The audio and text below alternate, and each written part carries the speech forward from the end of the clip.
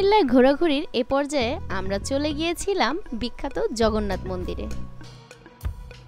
কুমিল্লার জগন্নাথ মন্দির বা ১৭ রত্ন মন্দির ষোড়শ শতাব্দীতে নির্মিত হয়েছিল। এই মন্দিরে প্রতিষ্ঠিত জগন্নাথ, বলরাম, সুভদ্রা মূর্তিগুলো অন্য ত্রিপুরার মন্দিরে প্রতিষ্ঠিত ছিল। পরবর্তীতে এগুলো জগন্নাথ মন্দিরে নিয়ে আসা হয়। কুমিল্লায় অবস্থিত এই জগন্নাথ মন্দিরটি মূলত কুমিল্লা শহর থেকে ২ কিলোমিটার দক্ষিণ পূর্ব দিকে কৃষ্ণপুর গ্রামে অবস্থিত। এই মন্দিরটিকে সকলে জগন্নাথ বাড়ি বা ১৭ রত্ন মন্দির নামেই চিনে থাকে। কৈলাস সিংহ মহাশয়ের মতে ত্রিপুরার মহারাজা দ্বিতীয় রত্নমাণিক্য এর নির্মাণ কাজ শুরু করেন। পরবর্তীতে মহারাজা কৃষ্ণ কিশোর মাণিক্য ১৭৬১ খ্রিস্টাব্দে এ নির্মাণ কাজ সম্পন্ন করেছিলেন।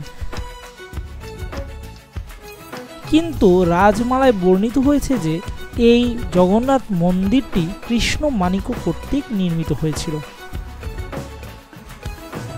তিনি মন্দিরের মধ্যে জগন্নাথ দেবকে স্থাপন করেছিলেন। শত শত বছর ধরে কুমিল্লার এই জগন্নাথ মন্দিরটি বাংলাদেশের অন্যতম একটি প্রত্নতাত্ত্বিক নিদর্শন হিসেবে মাথা উঁচু করে দাঁড়িয়ে রয়েছে। বর্তমানে এই মন্দিরটির তত্ত্বাবধানের দায়িত্বে রয়েছে আন্তর্জাতিক কৃষ্ণ ভাবনামৃত সংঘ ইসকন। আন্তর্জাতিক কৃষ্ণ ভাবনামৃত সংঘ ইসকন যথাযথ ভাব গাম্ভীর্যতার সহিত প্রতিনিয়ত এই মন্দিরে সেবা পূজা দিয়ে থাকে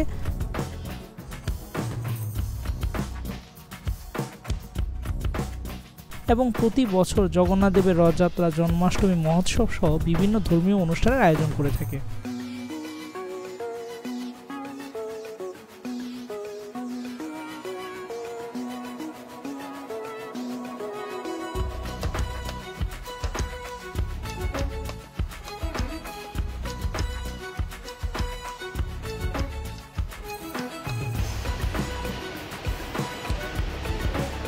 হরে কৃষ্ণা, এখন পৌঁছে গেছি জগন্নাথ মন্দিরে। মন্দিরে এখানে এসে এত প্রশান্তি লাগছে তা বলে বোঝাবার মতো নয়। এবারে আমরা পরবর্তী মন্দির ভ্রমণের দর্শনের জন্য চলে যাব। আর ততক্ষণ আপনারা কিন্তু আমাদের পেজ যদি দেখে থাকেন ফেসবুকে, সেক্ষেত্রে আমাদের পেজটিকে ফলো করবেন এবং লাইক করবেন। আর ইউটিউব থেকে যারা দেখছেন তারা অবশ্যই কিন্তু সাবস্ক্রাইব মাস্ট।